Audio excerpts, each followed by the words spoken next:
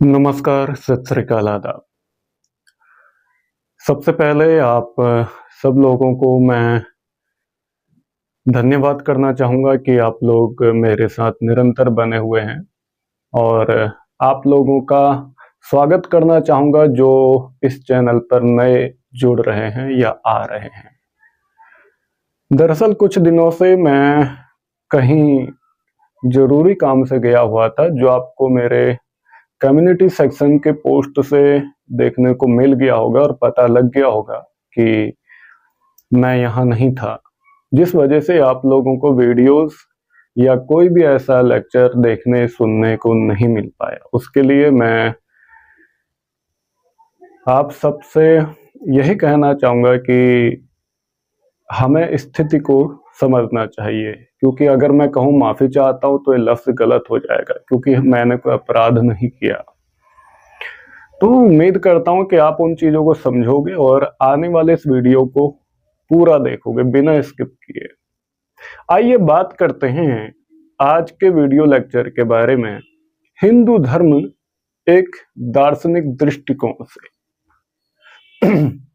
सबसे पहले मैं इसमें एक सूत्र बोलता हूँ, अस्तो मां सद्गमय तमसो मां ज्योतिर्गमय मृत्योर मां अमृतम गमय। ओम शांति शांति शांति। मुझे अवास्तविक से यथार्थ की ओर ले चलो, हे प्रभु। मुझे अंधकार से प्रकाश की ओर ले चलो, मुझे नश्वरता से अमरता की ओर ले चलो। ओम शांति शांति शांति। दरअसल में रिलीजन शब्द लैटिन शब्द रिलीजियो से आया है, जो दो शब्दों से मिलकर बना है। रे यानी कि वापस और लिगारे यानी कि लाना या फिर बांधना। जो आत्मा को वापस ईश्वर से जोड़ता है वह धर्म है। धर्म ईश्वर प्राप्ति का मार्ग दिखाता है। धर्म मनुष्य की गहरी आंतरिक लालसा को संतुष्ट करता है, जो हमेशा केवल पशुवत जीवन जीने से संतुष्ट नहीं होता और आध्यात्मिक सांत्वना और शांति चाहता है। मनुष्य केवल रोटी से जीवित नहीं रह सकता। हम में से कई लोगों के जीवन में एक समय ऐसा आता है जब केवल सांसारिक समृद्धि हमें संतुष्ट नहीं करती है और हम कुछ और पाने की चाहत रखते हैं। और भी बहुत कुछ के मामले में जीवन के परीक्षण और क्लेश उनका ध्यान आध्यात्मिक सांत्वना की ओर ले जाते हैं। हिंदू धर्म हिंदुओं का धर्म है। यह सार्वभौमिक धर्म को दिया गया एक नाम है, जिसे भारत में सर्वोच्च माना जाता है। यह सभी जीवित धर्मों में सबसे पुराना धर्म है और इसकी स्थापना किसी पैगंबर ने नहीं की, यानी कि किसी संदेश वाहक ने नहीं की। बौद्ध धर्म, ईसाई धर्म और मुस्लिम धर्म की उत्पत्ति जैसे अलग अलग युग परिवर्तकों से हुई है, उनकी तारीखें तय हो गई, लेकिन हिंदू धर्म के लिए ऐसी कोई तारीख तय नहीं की जा सकती। हिंदू धर्म विशेष पैगंबरों की शिक्षाओं से पैदा नहीं हुआ है। यह शिक्षकों के किसी विशेष समूह द्वारा प्रचारित हठ धार्मिकता पर आधारित नहीं है। यह धार्मिक कट्टरता से मुक्त है। हिंदू धर्म को सनातन धर्म और वैदिक धर्म के नाम से भी जाना जाता है। सनातन धर्म का अर्थ है शाश्वत धर्म। हिंदू उतना ही पुराना है जितना कि संसार। हिंदू धर्म सभी धर्मों की जननी है। हिंदू धर्म ग्रंथ दुनिया में सबसे पुराना है। सनातन धर्म को तथाकथित कहा जाता है, न केवल इसलिए कि यह शाश्वत है, बल्कि इसलिए भी क्योंकि यह भगवान द्वारा संरक्षित है और यह हमें शाश्वत बना सकता है। वैदिक धर्म का अर्थ है वेदों का धर्म। वेद हिंदू धर्म के मूलभूत ग्रंथ, शास्त्र या फिर किताब है।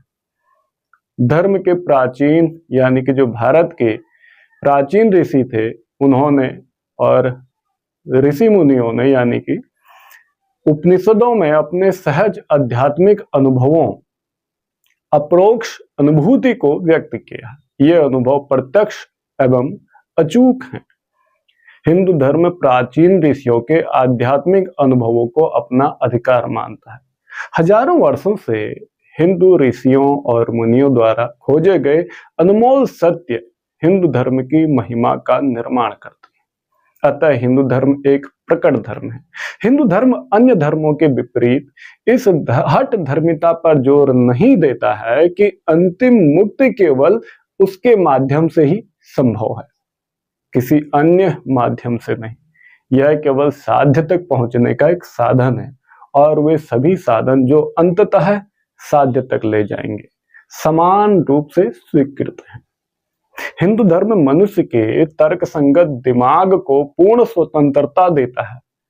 हिंदू धर्म कभी भी मानवीय तर्क की स्वतंत्रता, विचार, भावना और इच्छा की स्वतंत्रता पर किसी अनुचित प्रतिबंध की मांग नहीं करता। यह आस्था और पूजा के मामलों में व्यापक स्वतंत्रता की अनुमति देता है। हिंदू धर्म स्वतंत्रता का धर्म है।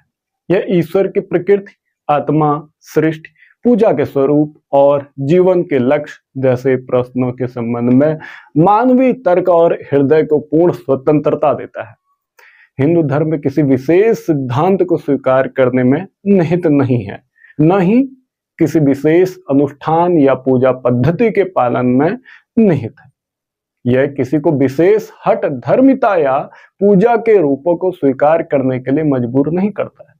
यह हर किसी को प्रतिबिंबित करने, जांच करने, पूछताछ करने और विचार करने की अनुमति देता है। इसलिए सभी प्रकार के धार्मिक विश्वासों, विभिन्न प्रकार की पूजा या साधना और विभिन्न प्रकार के अनुष्ठानों और रीति रिवाजों ने हिंदू धर्म के भीतर अपना सम्मानजनक स्थान पाया और एक दूसरे के साथ सामंजस्यपूर्ण संबंध में सुसंस्कृत और विकसित हुए हैं।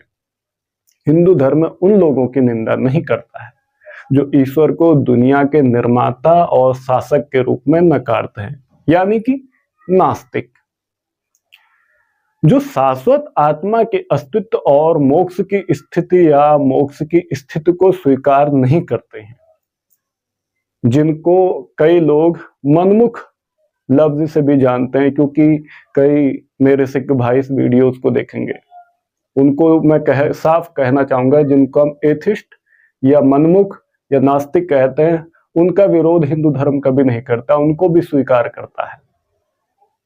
हिंदू धर्म ऐसे विचारकों यानी कि विचारों के समर्थकों को हिंदू धार्मिक समाज के पवित्र और सम्मानित सदस्यों के रूप में पहचाने जाने के अयोग्य नहीं मानता और न ही इनको बनाता है। हिंदू धर्म का धार्मिक आतिथ्य लौकिक है। हिंदू धर्म अत्यंत कैथोलिक और उदार है। यह हिंदू धर्म की मौलिक विशेषताएं हैं। हिंदू धर्म सभी धर्मों का सम्मान करता है। यह किसी अन्य धर्म की निंदा नहीं करता। यह सत्य को स्वीकार करता है और उनका सम्मान करता है, चाहे वह किसी से भी आए और कोई भी वेश धारण करके ले। भारत के अन्य धर्मों के अनुयायियों की भी अच्छी खासी संख्या है, यानी कि भारत में जो दूसरे धर्म हैं उनकी भी, उनके मानने वालों की भी अच्छी खासी जनसंख्या देखने को मिलती है। और फिर भी हिंदू उन सभी के साथ पूर्ण सद्भाव, शांति और मित्रता से रहते हैं। अन्य धर्मों के अनुयायियों के प्रति उनकी सहिष्णुता और भाईचारा उल्लेखनीय है। हिंदू समाज में प्रचलित आध्यात्मिक सिद्धांतों, धार्मिक अनुशासन के तरीकों और अनुष्ठानिक प्रथाओं और सामाजिक आदतों के सभी मतभेदों के बावजूद सभी वर्गों के बीच धर्म के अवधारणा और जीवन और दुनिया के दृष्टिकोण में एक आवश्यक एक रूपता है। हिंदू वेदांत या उपनिषदों का दर्शन उदात्त और अद्वितीय है। पश्चिमी दार्शनिकों ने उपनिषदों के प्राचीन ऋषियों को अपनी श्रद्धांजलि अर्पित की है। वे उनके द्वारा हासिल की गई ऊंची ऊंचाइयों को देखकर चकित रह गए। शोपेनहावर ने उपनिषदों का अध्ययन किया और बिस्तर पर जाने से ठीक पहले उपनिषदों के विचारों का मनन किया। उन्होंने कहा, उपनिषद मेरे जीवन का सांत्वना है और मेरी मृत्यु के बाद भी वे मेरे लिए सांत्वना होंगे। हिंदू धर्म के राजयोग प्रणाली भी शानदार और अनोखी है। इसके पाठ अत्यंत व्यवहारिक और अत्यधिक शिक्षाप्रद हैं। पृथ्वी की सतह पर शारीरिक व्यायाम की कोई भी प्रणाली हठ योग का मुकाबला नहीं कर सकती। कुंडलिनी योग अद्भुत है, इसलिए अमेरिका और यूरोपीय हिंदू सन्यासियों और योगियों की तलाश में है। वे योग शिक्षकों की तलाश में अक्सर हिमालय जाते हैं। कुछ लोग हिंदू योगियों के अधीन शिष्य के रूप में रह रहे हैं और योग का अभ्यास कर रहे हैं। कई यूरोपीय और अमेरिकी अब भी आस्था और व्यवहार से हिंदू हैं, हालांकि वे जन्मजात ईसाई हैं या फिर किसी अन्य धर्म के मानने वाले हैं। वे राजयोग और वेदांत का अभ्यास करते हैं। हिंदू धर्म सभी प्रकार के लोगों को उनके स्वभाव, क्षमता, स्वाद, आध्यात्मिक विकास के चरणों और जीवन की स्थितियों के अनुरूप आध्यात्मिक भोजन और योग साधना प्रदान करता है। यह एक महत्तर या मोची के लिए भी संसार में अपना सामान्य कार्य करते हुए ईश्वर प्राप्ति के लिए योग साधना का विधान करता है। हिंदू योग और वेदांत शिक्षक आत्म संयम, तमस, त्याग और व्यावहारिक साधना पर बहुत जोर देते हैं, जो मन और इंद्रियों को नियंत्रित करने और दिव्यता को प्रकट करने या फिर आत्म साक्षात्कार प्राप्त करने के लिए सबसे अच्छा है। हिंदू धर्म केवल सिद्धांतों का धर्म नहीं है, यह अत्यंत व्यवहारिक है। किसी भी धर्म में आपको इतने विविध यानी कि विभिन्न प्रकार के व्यवहारिक योग का अभ्यास और इतने उत्कृष्ट अद्वितीय दर्शन का प्रतिपादन नहीं मिलेगा। यही कारण है कि भारत ऋषि मुनियों, योगियों और संतों की एकमात्र गौरवशाली भूमि है। धर्म दर्शन का व्यवहारिक पहलू है, धर्म दर्शन का तर्क संगत पहलू है, धर्म दर्शन का कुर्सी दर्शन है, यानी कि टूटा टूटा दर्शन नहीं है। यह बौद्धिक जिज्ञासा और व्यर्थ चर्चा के लिए नहीं है। हिंदू दर्शन एक जीवन पद्धति है। हिंदू धर्म के दार्शनिक श्रुतियों को सुनने के बाद गंभीरता से चिंतन करते हैं, आत्म विचार करते हैं, लगातार ध्यान करते हैं और फिर आत्म साक्षात्कार प्राप्त करते हैं। मोक्ष ही उसका लक्ष्य है और अभी और यही जीवन मुक्ति प्राप्त करने का प्रयास करता है। एक हिंदू के लिए धर्म मानव जीवन का आध्यात्मिकीकरण है। धार्मिक संस्कृति वास्तव में उनके लिए स्वतंत्रता की संस्कृति है। धर्म हिंदू जीवन के सभी विभागों को नियंत्रित करता है। उसे जीवन के प्रत्येक विभाग में आत्मा की स्वतंत्रता का एहसास होना चाहिए। धर्म उसे सच्ची स्वतंत्रता की संस्कृति के लिए सबसे बड़ा अवसर प्रदान करता है। जीवन के पूर्ण स्वतंत्रता की प्राप्ति के लिए धर्म ही उसके लिए एकमात्र रास्ता है। अकेले भारत में ही हर व्यक्ति दर्शन शास्त्र के बारे में कुछ न कुछ जानता है। मवेशी चराने वाला चरवाहा, खेत जोतने वाला किसान, चप्पू खींचने वाला नायक और दार्शनिक सत्य से परिपूर्ण गीत गाते हैं। ये सभी लोग, यहाँ तक कि नाई भी उस्तरा उठाने से पहले ओम नमः शिवाय, शिवोहम दोहराता है। परमहंस सन्यासियों, हिंदू धर्म के भ्रमणशील भिक्षुओं ने घर घर जाकर उच्चतम वेदांत का प्रसार किया। एक मुट्ठी चावल के बदले उन्होंने धार्मिक गीतों के माध्यम से हिंदू धर्म और दर्शन के अमूल्य रत्नों को घर घर जाकर बांटा है। वह जो वेदों, स्मृतियों, पुराणों और तंत्रों को धर्म और आचरण के नियम के आधार के रूप में स्वीकार करता है और कर्म के कानून या प्रतिशोधात्मक न्याय में एक सर्वोच्च ईश्वर में विश्वास करता है और पुनर्जन्म में एक हिंदू है जो इन सारी क्रियाओं को अपनाता है, वो एक हिंदू है। महान आर्य जाति का वह हिस्सा जो मध्य एशिया के पर्वतीय दर्रों के माध्यम से भारत में आया। सबसे पहले सिंधु नदी के पास के जिलों में बसा, जिसे अब सिंधु कहा जाता है। नदी के दूसरी ओर फारसियों ने सिंधु शब्द का उच्चारण हिंदू के रूप में किया और अपने आर्य भाइयों का नाम हिंदू रखा। हिंदू सिंधु का ही अपभ्रंश है। हिंदू आर्यों ने खुद को गंगा के मैदानी इलाकों में फैला दिया। तब फारसियों ने पंजाब और बनारस के बीच के उन सभी जिलों को हिंदुस्तान या फिर हिंदुओं का निवास नाम दिया। नवीनतम ऐतिहासिक शोधों ने अब साबित कर दिया है कि आर्य भारत के बाहर से नहीं आए थे, बल्कि भारत के ही मूल निवासी थे, जो किसी कारणवश भारत से बाहर बस गए। भारत का शास्त्रीय नाम जो संस्कृत साहित्य में प्रयोग किया जाता है, भरतवर्ष या भरतखंड है, जो भरत के नाम पर, जिन्होंने पुराने दिनों में बड़े पैमाने पर क्षेत्र पर शासन किया था। हिमालय और विंध्य पर्वत के बीच के पूरे मध्य क्षेत्र को मनु का नाम आर्यवर्त, आर्यों का निवास स्थान कहा गया है। संपूर्ण भारत का दूसरा नाम जम्बूद्वीप है। यूनानियों ने इस पूरे देश को इंदु नाम दिया। इसी के कारण पूरे यूरोप में इस देश का नाम इंडिया प्रचलित हो गया। हिंदू महज एक नाम नहीं है। हिंदू नाम न केवल भौगोलिक बल्कि राष्ट्रीय और जातीय महत्व का भी है। हमारे राष्ट्र का प्रारंभ से ही संपूर्ण इतिहास इससे जुड़ा हुआ है। हमारे सभी विचार और आदर्श इससे इतनी गहराई से जुड़े हुए हैं कि इसकी कोई सरल परिभाषा देना कठिन है। कवि, पैगंबर और अवतार इस नाम की स्तुति और महिमा गाने आए। ऋषि मुनियों और संतों ने इस देश के लिए शास्त्रों और दर्शनों का संकलन करने के लिए जन्म लिया। नायकों और योद्धाओं ने इसके सम्मान के लिए लड़ाइयां लड़ी और इसके लिए अपने प्राणों की आहुति दी है। धर्म परायणता, बड़प्पन, उदारता, दर्शन, मन का धार्मिक झुकाव, योग, धार्मिक सहिष्णुता, ज्ञान, भक्ति, त्याग, आत्म साक्षात्कार।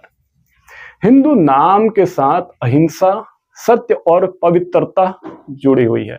भारत वह पवित्र भूमि है जिसने अनगिनत ऋषियों यानी कि गुरुओं, योगियों, संतों और पैगंबरों को जन्म दिया है। भारत वह भूमि है जिसने श्री शंकर और श्री रामानुजन जैसे कई आचार्यों या फिर आध्यात्मिक उपदेशकों को जन्म दिया है। कबीर, रामदास, तुकाराम, गौरांग महाप्रभु जैसे कई संत, ज्ञानदेव, दत्तात्रेय, सदाशिव ब्राह्मण जैसे कई योगिन और बुद्ध और नानक जैसे कई पैगंबर। बुद्ध हमारा मांस और रक्त है। भारत को शिवाजी और गुरु गोविंद सिंह जैसे वीर योद्धाओं पर गर्व है, जो एक समय पर युग परिवर्तक सिद्ध हुए हैं। भारत को राजा भोज और विक्रमादित्य पर गर्व है। भारत को शंकर और कबीर पर गर्व है। भारत को वाल्मीकि और कालिदास पर गर्व है। कृष्ण, राम और सभी अवतारों का जन्म भारत में हुआ। भारत कितना पवित्र है, भारत कितना उदात्त है। वृंदावन और अयोध्या की धूल कृष्ण और राम के पवित्र चरणों द्वारा रोदी गई भूमि आज भी अनगिनत लोगों के हृदय को पवित्र करती है। भारत एक आध्यात्मिक देश है। भारत ने कभी भी क्षेत्रों पर विजय प्राप्त नहीं की या प्रभुत्व पर कब्जा नहीं किया। सैन्य विजय उसकी महत्वाकांक्षा नहीं है। वह चाहती है कि उसके बच्चों को आत्म स्वराज मिले या पूर्ण स्वतंत्रता मिले। वह उनसे दूसरों पर शासन करने का आह्वान नहीं करती। वह चाहती है कि आंतरिक और बाह्य प्रकृति पर विजय प्राप्त करे। वह चाहती है कि उनके पास आत्मा के ज्ञान से पैदा हुए शानदार दिव्य गुण, नैतिक सहन शक्ति और आंतरिक आध्यात्मिक शक्ति हो। आध्यात्मिक विजय और दूसरे के मन पर विजय पाने के लिए अहिंसा उनका हथियार। भारत के लोगों का लक्ष्य आत्म साक्षात्कार है। वे आमतौर पर भौतिक समृद्धि और उन्नति पर बहुत अधिक ध्यान नहीं देते हैं। वे योग या परम सत्ता के साथ साम्य चाहते हैं। वे अहिंसा, सत्य और ब्रह्मचर्य का पालन करते हैं। वे परम के शाश्वत आनंद का आनंद लेना चाहते हैं। वे आंतरिक आत्मा या ब्रह्म को प्राप्त करने या उसका एहसास करने के लिए सांसारिक संपत्ति का त्याग करने के लिए हमेशा तैयार रहते हैं। अमर आत्मा को प्राप्त करने के लिए वे कुछ भी और सब कुछ त्याग देंगे। वे हमेशा आध्यात्मिक विचारधारा वाले होते हैं। ऐसे भारत की मिट्टी पर जन्मे पूत हैं। भारत कई पवित्र नदियों और शक्तिशाली आध्यात्मिक तरंगों वाली पवित्र भूमि है। ऊंचा हिमालय पूरी दुनिया के लोगों को अपनी ओर आकर्षित करता है। यह दिव्य चिंतन और योगाभ्यास के लिए विशेष रूप से उपयुक्त भूमि है। हर देश की अपनी कुछ खास आकर्षक विशेषताएं होती हैं। भारत योगियों और ऋषियों की भूमि है। यही भारत की विशेष आकर्षक विशेषता है। यही कारण है कि अमेरिका, इंग्लैंड और दुनिया के तमाम हिस्सों से लोग योगा अभ्यास के लिए भारत आते हैं। भारत दुनिया का सबसे सहिष्णु देश है। उसका हृदय बहुत विशाल है। वह सभी राष्ट्रों को अपने प्रेम के आलिंगन में शामिल करती है। पश्चिमी राष्ट्र मूल हिंदू या आर्यों के वंशज हैं। वे शायद आर्यों और हिंदू संस्कृति के साथ अपने पुराने संबंधों को भूल गए होंगे। वे शायद अपने पूर्वजों के बारे में सब कुछ भूल गए होंगे, लेकिन इसे इतिहास के पन्नों से मिटाया नहीं जा सकता। हिंदू संस्कृति की भंडार भारत माता समुद्र पार अपने बच्चों को नहीं भूल सकती। वे उसे सदैव प्रिय हैं। प्राचीन काल में हिंदू संस्कृति और हिंदू सभ्यता अपने चरम पर थी। यूनानियों और रोमनों ने हिंदुओं की नकल की और हिंदू विचारों को आत्मसात किया। अब भी हिंदू संस्कृति और हिंदू सभ्यता विश्व में अग्रणी है। किसी भी धर्म ने इतने महान संत, ऋषि, योगी, गुरु, महर्षि, पैगंबर, आचार्य, परोपकारी, नायक, कवि, राजनेता और राजा पैदा नहीं किए जितने हिंदू धर्म ने पैदा किए। देश के प्रत्येक प्रांत ने बौद्धिक दिग्गजों, कवियों और संतों को जन्म दिया। अब भी भारत में ऋषियों, दार्शनिकों, संतों और उच्च बुद्धिजीवियों की भरमार है। अब भी वह साधु महात्माओं से भरी पड़ी है। भारत की जमीन हिंदुओं को घोर कष्ट और यातनाएं सहनी पड़ी। उन्हें भीषण युद्धों और क्रूरताओं का सामना करना पड़ा, और फिर भी वे आज भी जीवित हैं। किसी रहस्यमयी शक्ति ने इन्हें संरक्षित कर रखा है। किसी अदृश्य शक्ति ने उनकी रक्षा की है। यह शक्ति सदैव उनकी रक्षा करेगी। हिंदू धर्म ना तो वैराग्यवाद है, ना मायावाद, ना बहुदेववाद और न ही सर्वेश्वरवाद। यह सभी प्रकार के धार्मिक अनुभवों का संश्लेषण है।